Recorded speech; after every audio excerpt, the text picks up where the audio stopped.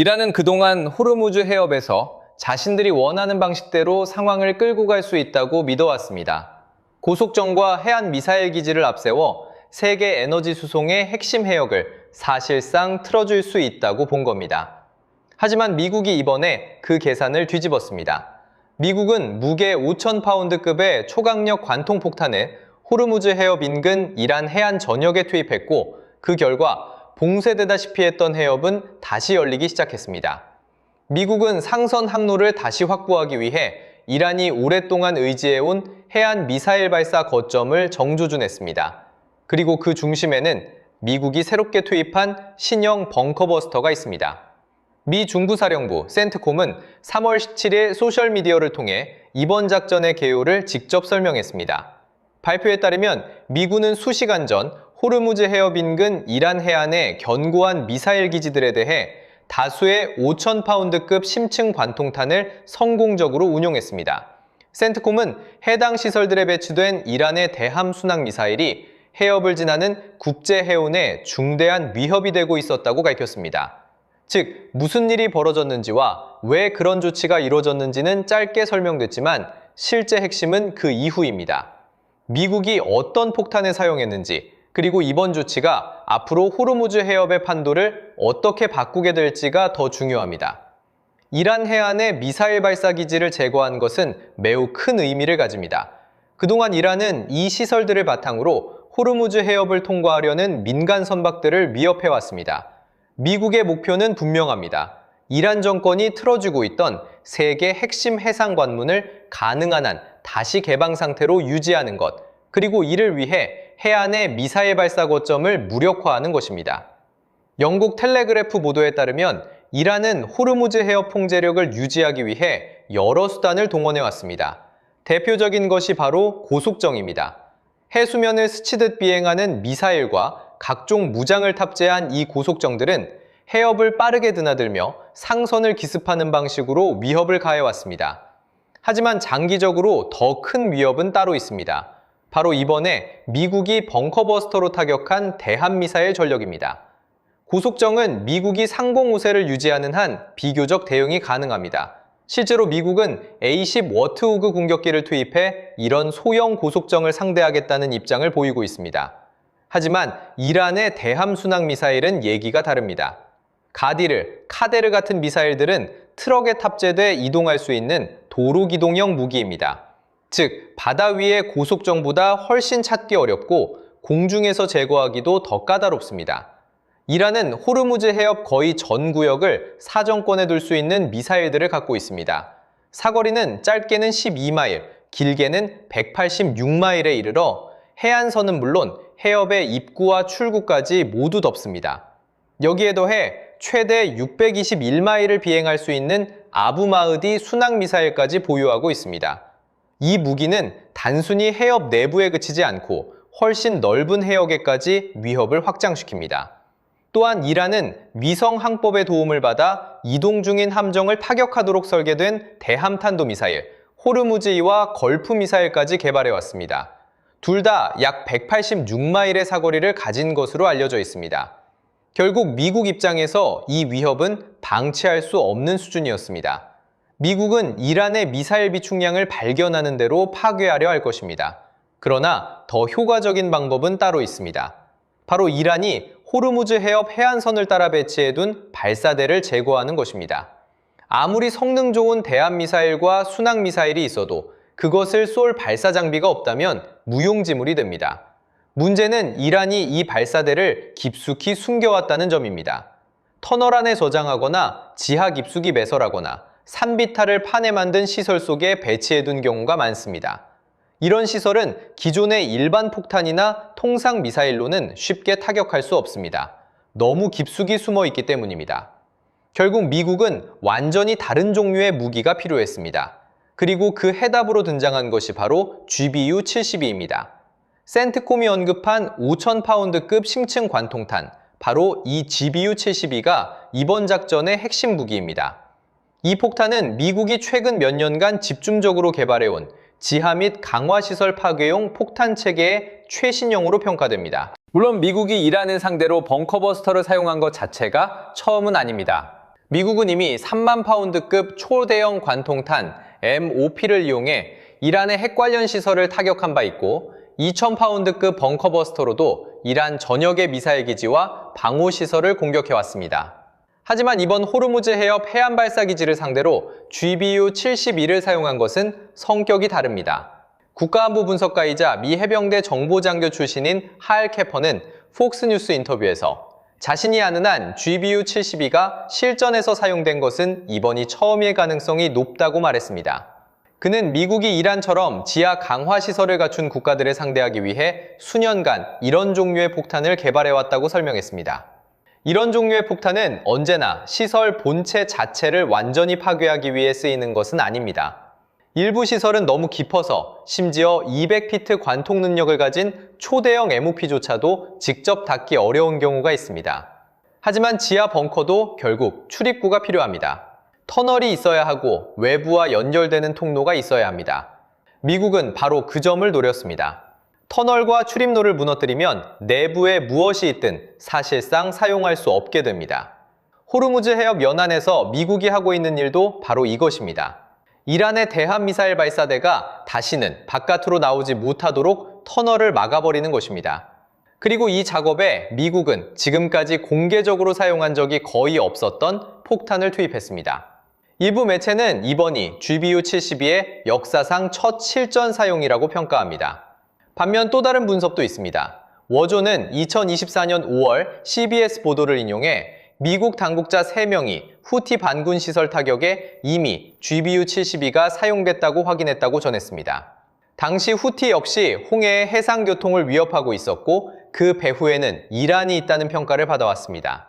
만약 이 보도가 맞다면 이란은 이미 간접적으로 GBU-72의 위력을 한 차례 경험한 셈입니다. 그리고 거의 2년이 지난 지금 미국의 이 신형 벙커버스터를 이번에도 막아내지 못했습니다.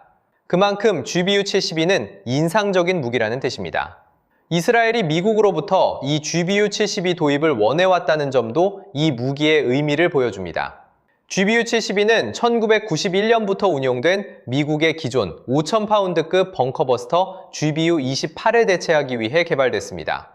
GBU-28도 강력한 무기였지만 30년이 넘은 체계인 만큼 이란의 최신 지하시설을 상대하기에는 한계가 있을 수 있다는 평가가 나옵니다. 미 공군은 2021년 F-15E 스트라이크 이글에서 GBU-71을 성공적으로 투하하는 시험 영상을 공개하며 이 무기를 공식적으로 선보였습니다. 또 2024년에는 B-1 폭격기가 GBU-71을 외부 파일런에 장착한 사진도 공개됐습니다. 이 말은 곧 미국이 이 폭탄을 운용할 수 있는 수단을 적어도 2가지 갖고 있다는 뜻입니다. F-15E와 B-1 두 플랫폼 모두 사용 가능성이 있다는 얘기입니다. 특히 B-1 폭격기들은 현재 영국 RAF 페어퍼드 기지에 전개돼 있으며 필요할 경우 즉시 출격할 태세를 갖추고 있는 것으로 전해집니다.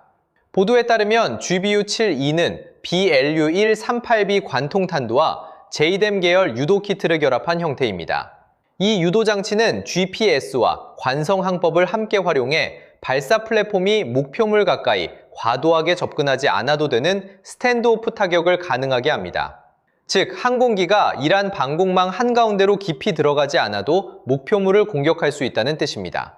물론 지금 이란의 방공망 자체도 심각하게 약화된 상태라는 분석이 나옵니다.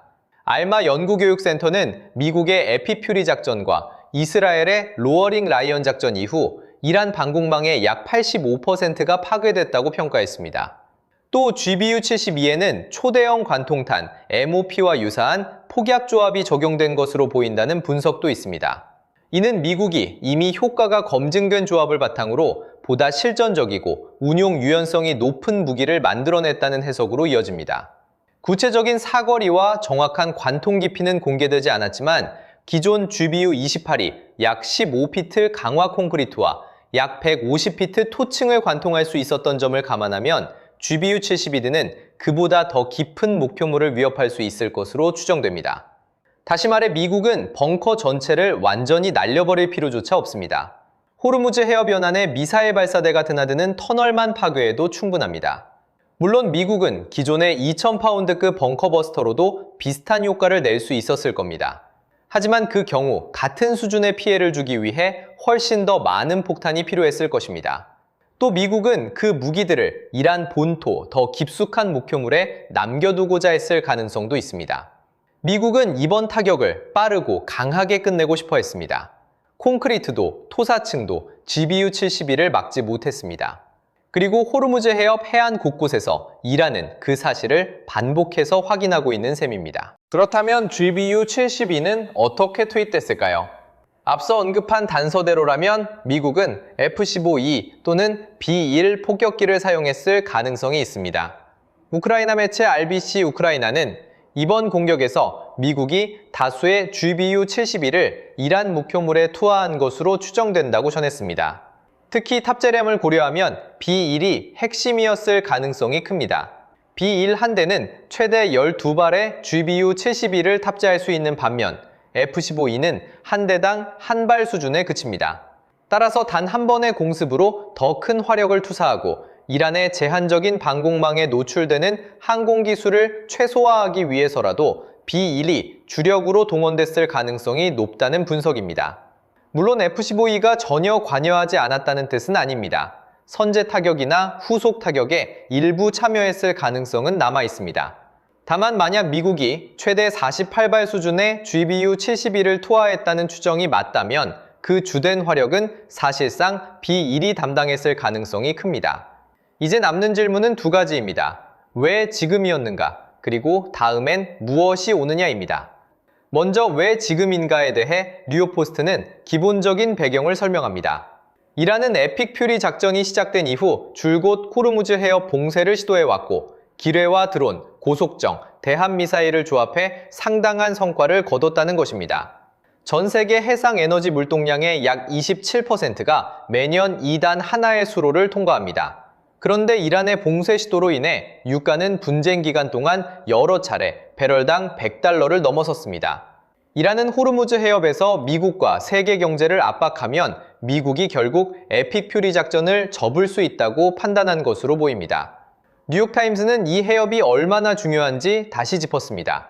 과거 미국은 무려 75년 동안 이 수로의 안전을 유지하기 위해 함정을 투입해왔습니다. 문제는 호르무즈 해협 상당 구간이 이란 영해와 맞닿아 있다는 점입니다. 이 때문에 이 해협은 세계 에너지 공급망의 거대한 병목 지점이 되었습니다. 이란은 바로 그 점을 이용하고 있습니다. 미사일 공격과 각종 해상 위협을 통해 이 수로를 통과하려는 상선들을 공포에 몰아넣고 있는 것입니다. 호주 ABC 뉴스에 따르면 2월 28일 에피퓨리 작전이 시작된 이후 호르무즈 해협과 그 주변에서 최소 20척의 선박이 공격받았습니다. 지금은 선박들이 거의 항해하지 않고 있습니다. 항해한다 해도 극히 소수만 간신히 통과하는 수준입니다. 뉴욕타임스는 현재 하루 평균 3척에서 4척만이 해협 통과를 시도하고 있다고 전했습니다. 전쟁 이전에는 하루 평균 100척이 넘었습니다. 사실 많은 이들은 호르무즈 해협이 이렇게까지 사실상 마비될 것이라고는 예상하지 못했습니다. 너무 중요해서 결국 서방과 동맹국 해군이 절대로 폐쇄를 허용하지 않을 것이라는 믿음이 있었기 때문입니다. 에너지 시장 분석업체 스파르타의 석유 연구 책임자 닐 크로스비는 뉴욕타임스에 이렇게 말했습니다. 모두가 자신 역시도 늘 같은 말을 해왔다는 것입니다. 호르무즈 해협은 너무 중요해서 결코 다치지 않을 것이다. 서방 또는 동맹 해군이 절대 그런 상황을 허용하지 않을 것이다. 하지만 지금 그 일이 실제로 벌어졌습니다. 그리고 미국이 내놓은 해답이 바로 GBU-72였습니다. 호르무즈 해협 연안을 따라 배치된 이란의 대한미사일 기지들에 이 폭탄이 쏟아진 것입니다. 그렇다면 다음은 무엇일까요? 추가 타격이 이어질 가능성은 충분합니다. 센트콤 사령관 브래드 쿠퍼 제독은 미국이 호르무즈 해협의 자유로운 상업활동 흐름을 위협하는 이란의 전력을 해체하는 데 계속 집중하고 있다고 밝혔습니다. 그는 미군 조종사들이 실시간으로 위협을 추적하며 표적을 탐지, 제거하고 있고 이런 표적 추적은 멈추지 않을 것이라고 말했습니다. 현재 이란에 대규모 화력을 투입한 미국은 동시에 첫 번째 공격에서 놓쳤을 수 있는 다른 미사일 기지들에 대한 정보도 계속 수집하고 있을 가능성이 큽니다. 게다가 B-1 폭격기들은 여전히 RAF 페어퍼드에 대기 중입니다. 즉, 미국이 지금과 같은 타격을 다시 반복할 여지는 충분합니다. 도널드 트럼프 미국 대통령 역시 3월 22일 이란에 48시간 내 호르무즈 해협을 다시 개방하라고 경고했습니다. 그렇지 않을 경우 이란 전역에 전력 공급을 지탱하는 국내 발전소들을 파괴하겠다고 압박했습니다. 이에 대해 이란은 완전히 물러서는 모습은 아닙니다. 의회 의장인 모하마드 바게르 갈리바프는 소셜미디어를 통해 자국 발전소와 기반 시설이 공격받는 즉시 영내의 핵심 인프라와 에너지 시설, 석유 시설을 정당한 표적으로 간주하고 돌이킬 수 없는 방식으로 파괴하겠다고 경고했습니다. 또 유가는 장기간 높은 수준을 유지하게 될 것이라고 주장했습니다. 하지만 미국의 압박이 일정한 효과를 내고 있다는 신호도 포착됩니다. 로이터는 3월 22일 이란이 적성 연계 선박을 제외한 모든 선박에 대해 호르무즈 해협을 개방하겠다고 밝혔다고 전했습니다. 이란이 현재의 위기를 외교적으로 풀어보려는 움직임에 나섰다는 해석이 나옵니다. 다만 여기에는 여전히 불확실성이 큽니다. 이란이 말하는 적과 연계된 선박의 기준이 무엇인지 명확하지 않기 때문입니다. 미국 선박은 당연히 포함될 수 있겠지만 나토와 연계된 상선은 어떤지, 미국과 거래하는 국가의 민간 선박은 또 어떤지 분명치 않습니다. 결국 이것이 트럼프의 48시간 최후 통첩에 대한 사실상의 부분 후퇴인지 아니면 체면을 지키려는 표현인지 앞으로 며칠이 보여주게 될 것입니다. 트럼프 대통령은 한편으로는 미국 동맹국들에게 호르무즈 해협 경비를 함께 맡아야 한다고 촉구하면서도 동시에 미국은 사실상 다른 나라의 도움이 없어도 된다고 말했습니다. 또 나토가 이 해협 통제 문제에서 미국을 돕지않은 것은 큰 실수였다고 주장하기도 했습니다. 그럼에도 실제로 나토의 움직임은 시작되고 있습니다. 마르크 류터 나토 사무총장은 동맹국들이 호르무즈 해협 위기와 관련해 해법을 찾기 위해 적극적으로 움직이고 있다고 밝혔습니다. 악시오스는 3월 19일 미국의 동맹국 7개국이 해협 순찰을 위한 연합체 구성에 의향을 보였다고 전했습니다. 아직 구체적 약속이 나온 것은 아니지만 상황은 분명 움직이고 있습니다. 지금 당장 분명한 것은 하나입니다. 이란은 호르무즈 해협을 따라 들어선 자국의 지하 미사일 시설들이 미국의 강력한 벙커버스터 공격을 받은 여파를 감당해야 하는 상황에 놓였습니다. 그리고 만약 이란이 다시 드론과 미사일로 수로를 위협하려 한다면 더 큰 후속 조치가 뒤따를 가능성도 배제할 수 없습니다. 호르무즈 해협의 통제권을 둘러싼 싸움은 아직 끝나지 않았습니다. 하지만 적어도 이번 공습은 미국이 이 해협을 다시 열기 위해 어디까지 갈 수 있는지를 분명히 보여준 장면으로 기록될 전망입니다.